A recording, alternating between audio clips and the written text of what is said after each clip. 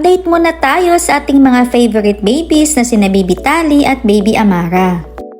Nagbahagi si Mami Tanch ng latest video kung saan makikita si Baby Tali na nasa loob ng kanyang playpen.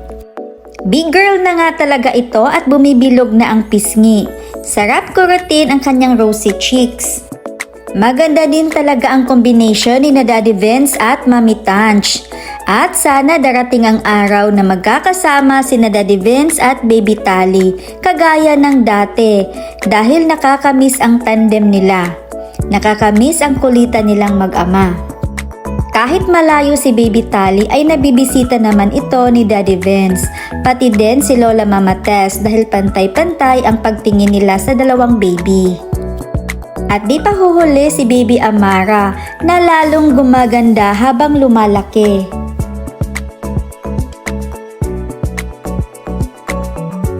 Sobrang cute ang mga binabahaging larawan ni Daddy Vince na kinagigiliwan ng mga netizens.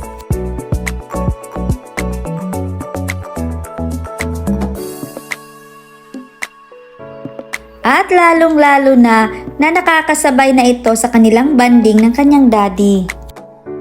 Halatang madaling napipick up ni Baby Amara ang mga itinuturo sa kanya at yung mga napapanood niya. Napaka-smart naman ng ating Baby Amara at super blessed din ito dahil napapaligiran ito ng maraming tao na mag-aalaga at magmamahal sa kanya maliban sa kanyang Mami Sara. Sa ngayon, si Baby Amara ang mas nakakasama ni Daddy Vince, either nahihiram or nabibisita ito. Marami silang banding time ng mag-ama at pag off naman ni Mami Sara ay ginagala din ito. Kay bilis lang talaga ng panahon at malalaki na ang ating Datara babies at sa susunod ay maghahabulan na ang magbabantay sa kanila.